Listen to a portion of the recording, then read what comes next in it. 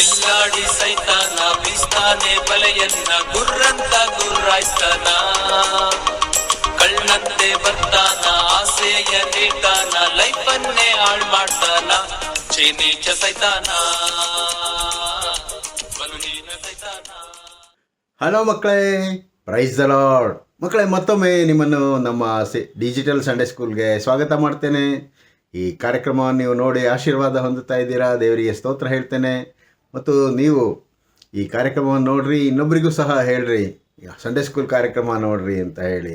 ಅದು ದೊಡ್ಡ ಸುವಾರ್ತೆ. ಮಕ್ಕಳೇ, ಈ ಸುವಾರ್ತೆ ಇಡೀ ಲೋಕದಲ್ಲಿ ಎಲ್ಲ ಕಡೆಯಲ್ಲಿ ಹೋಗ್ತಾ ಇದೆ. ಯಾಕಂತ ಹೇಳಿದ್ರೆ ಯೇಸು ಸ್ವಾಮಿ ತಾನೇ ಹೇಳಿದ್ದು, ಲೋಕದ ಕಟ್ಟ ಕಡೆಯವರೆಗೆ ಸುವಾರ್ತೆ ಹೋಗ್ಬೇಕಂತ ಹೇಳಿ. ಅದೇ ರೀತಿಯಲ್ಲಿ ನೀವು ಸಹ ಸುವಾರ್ತೆ ಸಾರದಂಗೆ ಆಗ್ತದೆ. ಅದರಿಂದ ಈ ಕಾರ್ಯಕ್ರಮ ನೋಡೋದಕ್ಕೆ ಇನ್ನೊಬ್ರಿಗೂ ಹೇಳ್ರಿ. ಮಕ್ಕಳೇ, ಈ ನಮ್ಮ ಈ ಸಂಡೇ ಸ್ಕೂಲ್ ಕಾರ್ಯಕ್ರಮವನ್ನು ದೊಡ್ಡವರು ಸಹ ನೋಡ್ತಾ ಇದ್ದೀರಾ. ನಿಮಗೂ ಸಹ ಆಶೀರ್ವಾದ ಇದೆ. ಯಾಕಂತ ಹೇಳಿದ್ರೆ ನೀವು ಸಹ ಸಂಡೇ ಸ್ಕೂಲ್ನ ಭಾಗಿಯಾಗಿದ್ದೀರಾ. ಅದರಿಂದ ನಿಮಗೆ ಆಶೀರ್ವಾದ ಉಂಟು. ಅದೇ ರೀತಿಯಲ್ಲಿ ಈ ದಿನದಲ್ಲಿ ನಾನು ಬೈಬಲ್ ಕತೆ ಹೇಳೋದಕ್ಕಿಂತ ಮುಂಚೆ ನಾನು ಇನ್ನೊಂದು ಕಥೆಯನ್ನು ಹೇಳ್ತೇನೆ. ಯಾವಾಗಲೂ ಸತ್ಯವಾದಂಥ ಘಟನೆಯನ್ನು ನಾನು ಹೇಳ್ತೇನೆ. ಯಾಕೆ? ಅದು ಸಾಕ್ಷಿ ಹೇಳುವಂಥದ್ದಾಗಬೇಕು. ಅದೇ ರೀತಿಯಲ್ಲಿ ನೀವು ಸಹ ಸಾಕ್ಷಿ ಹೇಳಬೇಕು. ಒಂದು ಹಳ್ಳಿ ಇದೆ. ಒಂದು ಕಾಡಿನ ಮಧ್ಯದಲ್ಲಿ ಒಂದು ಹಳ್ಳಿ ಇತ್ತು. ಆ ಹಳ್ಳಿಯಲ್ಲಿ 25-30 ಕುಟುಂಬಗಳಿದ್ವು. ಅಲ್ಲಿ ಜನಗಳು ಬಹಳ ಸಂತೋಷವಾಗಿ ಮತ್ತು ಅನ್ಯೋನ್ಯತೆಯಿಂದ ಜೀವನ ಮಾಡ್ತಾಯಿದ್ರು. ಯಾಕಂತ ಹೇಳಿದ್ರೆ ಸಣ್ಣ ಹಳ್ಳಿಯಲ್ಲಿ ಯಾವಾಗಲೂ ಏನಿರ್ತದೆ ಅಂತ ಹೇಳಿದ್ರೆ ಜನಗಳು ಒಬ್ರಿಗೊಬ್ಬರು ಪರಿಚಯ ಇರ್ತಾರೆ. ಆ ಒಂದು ಹಳ್ಳಿಯಲ್ಲಿ ಇದ್ದಂಥ ಒಂದು ಕುಟುಂಬದಲ್ಲಿ ಜೇಮ್ಸ್ ಅಂತ ಹೇಳಿ ಒಬ್ಬ ಬಾಲಕ ಇದ್ದ. ತಂದೆ ತಾಯಿಗಳಿಗೆ ಭಾಳ ವಿಧೇಯನಾಗಿದ್ದ. ತಂದೆ ತಾಯಿಗಳು ಅಷ್ಟೇ ಹೊಲದಲ್ಲಿ ಗದ್ದೆಯಲ್ಲಿ ಕೆಲಸ ಮಾಡಿ ಬಂದು ಮಗನನ್ನು ಪಾಲಿಸಿ ಬೆಳೆಸ್ತಾ ಇದ್ದರು. ಅವನಿಗೆ ಒಳ್ಳೆ ಬುದ್ಧಿ ಕಲಿಸಿದರು. ತುಂಬ ಪ್ರೀತಿಯಿಂದ ಬೆಳೆಸಿದ್ರು. ಅವನು ಹೇಳಿದಂಥ ಎಲ್ಲ ಕೆಲಸವನ್ನು ಮಾಡ್ತಿದ್ದ. ಮಕ್ಕಳೇ, ನೀವು ಮಾಡ್ತೀರಾ? ಅಪ್ಪ ಅಮ್ಮ ಹೇಳಿದ ಕೆಲಸ ಮಾಡ್ತೀರಾ ತಾನೇ? ಅದೇ ರೀತಿಯಲ್ಲಿ ಅವನು ಅಪ್ಪ ಅಮ್ಮ ಹೇಳಿದ ಕೆಲಸಗಳು ಮಾಡಿಕೊಡ್ತಿದ್ದ, ಶಾಲೆಗೆ ಹೋಗ್ತಿದ್ದ, ಎಲ್ಲ ಮಾಡ್ತಿದ್ದ. ಹಾಗೆ ಆ ಊರಿನಲ್ಲಿ ಇನ್ನೊಂದು ಕುಟುಂಬದಲ್ಲಿ ಅಂತ ಹೇಳಿದ್ರೆ, ಆ ಕುಟುಂಬದಲ್ಲಿ ತಂದೆ ತಾಯಿಗಳು ಸ್ವಲ್ಪ ಜಗಳ ಗಂಟರು. ಆದ್ದರಿಂದ ತಂದೆ ತಾಯಿಗಳ ರೀತಿಯಲ್ಲೇ ಆ ಮಗನೂ ಬೆಳೆದಿದ್ದ. ಅವನ ಹೆಸರು ರಾಬರ್ಟ್ ಅಂತ ಹೇಳಿ. ಅವನೇನಂತ ಹೇಳಿದ್ರೆ ಇನ್ನೊಬ್ಬರ ಮೇಲೆ ಸಿಟ್ಟು ಮಾಡುವಂಥದ್ದು, ಆಮೇಲೆ ಇನ್ನೊಬ್ಬರು ಕೆಲಸ ಮಾಡಿಕೊಡ್ತಾರೆ ಅಂತ ಹೇಳಿದ್ರೆ ಅವ್ರ ಮೇಲೆ ಏನಾದರೂ ಒಂದು ಸುಳ್ಳು ಸುದ್ದಿ ಹಬ್ಸೋದು, ಅದೆಲ್ಲ ಮಾಡ್ತಿದ್ದ. ಆ ರೀತಿಯಂಥ ಮಕ್ಕಳು ಸಹ ಈಗಿನ ಕಾಲದಲ್ಲಿ ಇರ್ತಾರೆ. ತಮ್ಮ ಒಳ್ಳೆತನ ಹೇಳ್ಕೊಳ್ಳೋದು ಬಿಟ್ಬಿಟ್ಟು ಇನ್ನೊಬ್ಬರು ತಪ್ಪನ್ನು ಹೇಳ್ತಾರೆ. ಮಕ್ಕಳೇ, ಆ ರೀತಿ ಮಾಡಬಾರ್ದು. ಇನ್ನೊಬ್ಬರ ತಪ್ಪನ್ನು ನಾವು ತಿಳ್ಕೊಂಡಿದ್ರು ಇನ್ನೊಬ್ಬರಿಗೆ ಹೇಳಕ್ಕೆ ಹೋಗಬಾರ್ದು. ಹೀಗೆ ಇರುವಂಥ ಸಂದರ್ಭದಲ್ಲಿ ಈ ಜೇಮ್ಸ್ ಒಳ್ಳೆ ಹುಡುಗ ಅಂತ ಹೇಳಿ ಎಲ್ಲರೂ ಹೊಗಳುವಾಗ ರಾಬರ್ಟ್ ಬಹಳವಾಗಿ ಅವನ ಮೇಲೆ ಏನಾಗ್ತಿತ್ತು, ಕುದೀತಾ ಇರ್ತಿತ್ತು. ಗೊತ್ತಲ್ಲ, ಅಸೂಯೆ ಇರ್ತಿತ್ತು, ಹೊಟ್ಟೆ ಕಿಚ್ಚಿರ್ತಿತ್ತು. ಅವನೇ ಎಲ್ಲ ಏನು ಮಾಡ್ತಾನೆ ಅಂತ ಹೇಳಿಬಿಟ್ಟು ಎಲ್ಲ ಹೇಳಿ ಇದು ಮಾಡ್ತಾಯಿದ್ದ. ಹಾಗೆ ಅವನು ಯಾವಾಗಲೂ ರಾಬರ್ಟು ಜೇಮ್ಸನ್ನು ಏನು ಮಾಡ್ತಾಯಿದ್ದ, ದ್ವೇಷ ಮಾಡ್ತಾಯಿದ್ದ ಮನಸ್ಸಲ್ಲಿ. ಹಾಗೆ ಇರುವಂಥ ಸಂದರ್ಭದಲ್ಲಿ ಏನಾಯ್ತು ಅಂತ ಹೇಳಿದ್ರೆ, ರಾಬರ್ಟ್ ಅವನ ಜೊತೆ ಜೇಮ್ಸ್ ಮಾತ್ರ ಅವನ ಜೊತೆ ರಾಬರ್ಟ್ ಜೊತೆ ಸ್ನೇಹದಿಂದಲೇ ಇರ್ತಿದ್ದ. ಹೀಗೆ ಇರುವಂಥ ಸಂದರ್ಭದಲ್ಲಿ ಏನಾಯಿತು ಅಂತ ಹೇಳಿದ್ರೆ, ಒಂದು ಸಾರಿ ಮಳೆಗಾಲ ಪ್ರಾರಂಭ ಆದಾಗ ಗೊತ್ತಲ್ಲ ನಿಮಗೆ ಹೇಗೆ ಬರ್ತದೆ ಅಂತ ಹೇಳಿ, ಜೋರಾಗಿ ಮಳೆ, ಗುಡುಗು, ಸಿಡ್ಲು ಎಲ್ಲ ಬಂದು, ಗಾಳಿ ಬಂದು ಜೋರಾಗಿ ಬರಬೇಕಾದ್ರೆ ಏನಾಯ್ತು ಅಂತ ಹೇಳಿದ್ರೆ, ಒಂದು ದೊಡ್ಡ ಮರ ರಾಬರ್ಟ್ ಮನೆ ಮೇಲೆ ಬಿದ್ದುಬಿಡ್ತು. ರಾಬರ್ಟ್ ಮನೆ ಮೇಲೆ ಬಿದ್ದು ಅವ್ರ ಮನೆಯೊಳಗೆ ಒಳಗೆ ಸಿಕ್ಕಾಕೊಂಡ್ಬಿಟ್ರು. ಊರಿನ ಜನ ಎಲ್ಲ ಏನಾಯಿತು ಅಂತ ಎಲ್ಲ ಹೇಳಿ ಬಂದು ನೋಡುವಾಗ ಅಲ್ಲಿ ಅವರ ಮನೆ ಮೇಲೆ ಮರ ಬಿದ್ದುಬಿಟ್ಟಿದೆ. ಯಾರು ಮುಂದೆ ಹೋಗೋದಕ್ಕೆ ಭಯಪಡ್ತಾ ಇದ್ದಾರೆ. ಆ ಸಮಯದಲ್ಲಿ ಜೇಮ್ಸ್ ತಂದೆ ಮತ್ತು ಅವನ ಜೊತೆಯಲ್ಲಿದ್ದಂಥ ಕೆಲವು ಸ್ನೇಹಿತರೆಲ್ಲ ಆ ಮರ ಬಿದ್ದಂಥ ಸ್ಥಳಕ್ಕೆ ಹೋಗಿ ಮನೆಯ ಸುತ್ತಲೂ ಹೋಗಿ ನೋಡ್ತಾರೆ. ಹೇಗೆ ಅವರನ್ನು ಹೇಗೆ ತರ್ಬೋದು ಅಂತ ಹೇಳಿ ನೋಡ್ತಾರೆ. ಅಷ್ಟರಲ್ಲಿ ಮಳೆ ಸುರಿತಾ ಇದೆ. ಅದರಲ್ಲೂ ಸಹ ಏನು ಮಾಡ್ತಾ ಇದ್ದಾರೆ ಅಂತ ಹೇಳಿದ್ರೆ, ಜೇಮ್ಸ್ ಅವನು ತಂದೆ ಮತ್ತು ಕೆಲವರು ಸಹಾಯದಿಂದ ಆ ಕಿಟಕಿಯನ್ನು ಏನು ಮಾಡ್ತಾರಂತ ಹೇಳಿದ್ರೆ, ಮನೆಯ ಒಂದು ಕಿಟಕಿಯನ್ನು ಒಡೆದು ಅದರೊಳಗೆ ಹೋಗಿ ಏನು ಮಾಡ್ತಾರಂತ ಹೇಳಿದ್ರೆ ರಾಬರ್ಟ್ ಮತ್ತು ಅವನ ಕುಟುಂಬದವರನ್ನು ಹೊರಗೆ ತರ್ತಾರೆ. ಆ ಸಮಯದಲ್ಲಿ ರಾಬರ್ಟ್ಗೆ ಬಹಳ ಸಂತೋಷ ಆಗ್ತದೆ. ಜೇಮ್ಸ್ ನನಗೆ ಸಹಾಯ ಮಾಡ್ದ ಅಂತ ಹೇಳಿಬಿಟ್ಟು. ಹೌದು, ನಾನು ಈ ಜೇಮ್ಸ್ಗೋಸ್ಕರ ನಾನು ಏನೇನೋ ತಿಳ್ಕೊಂಡಿದ್ದೆ, ಆದರೆ ಜೇಮ್ಸ್ ತನ್ನ ಒಳ್ಳೆಯ ಬುದ್ಧಿಯಿಂದ ನನ್ನನ್ನು ಸಹಾಯ ಮಾಡಿದ್ದಾನೆ ಅಂತ ಹೇಳಿ ಅವನಿಗೆ ಬಂತು. ತನ್ನ ತಪ್ಪನ್ನು ಅವನು ಅರಿತುಕೊಂಡ. ಮಕ್ಕಳೇ, ನಾವು ಸಹ ಅಷ್ಟೇ ಒಬ್ಬರ ಬಗ್ಗೆ ಹೇಳಬೇಕಾದ್ರೆ ಬಹಳ ಎಚ್ಚರಿಕೆಯಿಂದ ಇರಬೇಕು. ಯಾಕಂತ ಹೇಳಿದ್ರೆ ನಮಗೆ ನಮ್ಮ ಒಳ್ಳೆತನವನ್ನು ನಾವು ತೋರಿಸಬೇಕಾದ್ರೆ ನಾವು ಇನ್ನೊಬ್ಬರ ಮೇಲೆ ಹೇಳೋದಕ್ಕೆ ಹೋಗಬಾರ್ದು. ಒಬ್ಬರನ್ನೊಬ್ಬರು ಕ್ಷಮಿಸಬೇಕು. ಆಗ ನಮ್ಮನ್ನು ದೇವರು ಕ್ಷಮಿಸಿ ನಮ್ಮನ್ನು ಸಹ ಒಳ್ಳೆಯ ಹಾದಿಯಲ್ಲಿ ನಮ್ಮನ್ನು ನಡೆಸ್ತಾನೆ. ಹಾಗೆ ಆಗುವಂತೆ ನಿಮ್ಮನ್ನು ಸಹ ದೇವರು ಆಶೀರ್ವದಿಸಲಿ.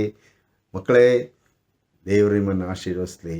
ಆಮೇಲೆ ಒಮ್ಮೆ ಯೇಸು ಸ್ವಾಮಿಯವರು ತಮ್ಮ ಶಿಷ್ಯರೊಂದಿಗೆ ಕುಳಿತಿರುವಾಗ ಪೇತ್ರನು ಯೇಸು ಸ್ವಾಮಿಯವರ ಬಳಿಗೆ ಬಂದು, ಸ್ವಾಮಿ, ನನ್ನ ಸಹೋದರನು ನನಗೆ ತಪ್ಪು ಮಾಡುತ್ತಾ ಬಂದರೆ ನಾನು ಎಷ್ಟು ಸಾರಿ ಕ್ಷಮಿಸಬೇಕು? 7 ಸಾರಿಯೋ ಎಂದು ಯೇಸು ಸ್ವಾಮಿಯವರನ್ನು ಕೇಳಲು, 7 ಸಾರಿ ಎಂದಲ್ಲ, 70 ಸಾರಿ ಎಂದು ನಿನಗೆ ಹೇಳುತ್ತೇನೆ. ಆದುದರಿಂದ ಪರಲೋಕ ರಾಜ್ಯವು ತನ್ನ ಸೇವಕರಿಂದ ಲೆಕ್ಕವನ್ನು ತೆಗೆದುಕೊಳ್ಳಬೇಕೆಂದಿದ್ದ ಒಬ್ಬ ಅರಸನಿಗೆ ಹೋಲಿಕೆಯಾಗಿದೆ ಎಂದು ಒಂದು ಸಾಮ್ಯವನ್ನು ಹೇಳಿದರು.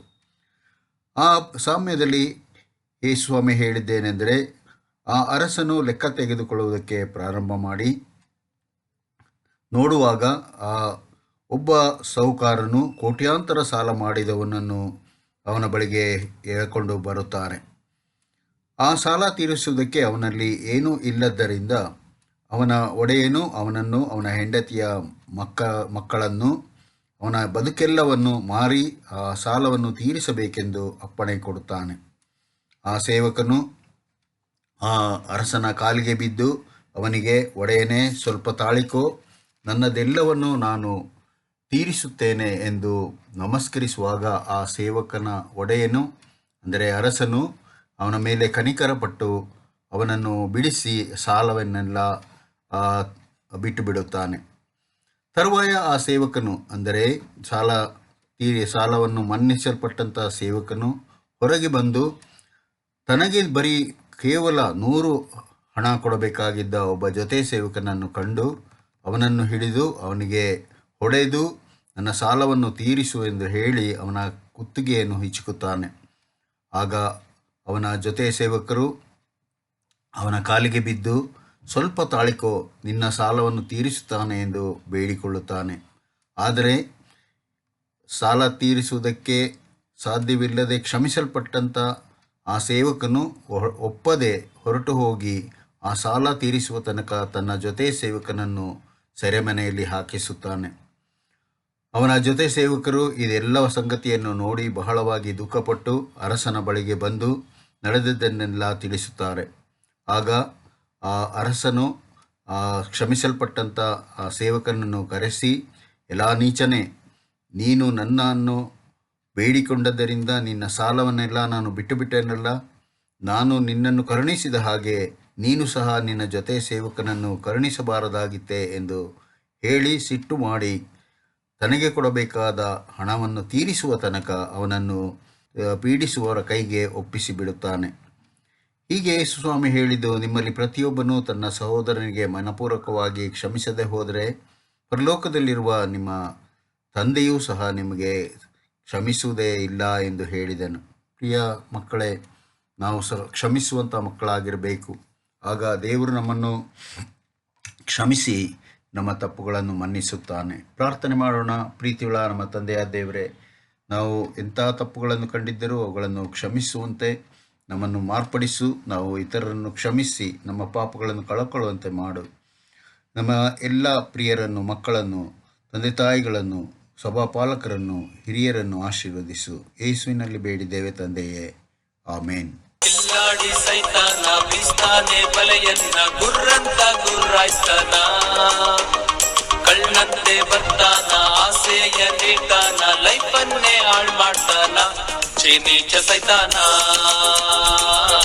ಬಲುಹೀನ ಸೈತಾನ, ಚೀನೀಚ ಸೈತಾನ, ಬಲುಹೀನ ಸೈತಾನ.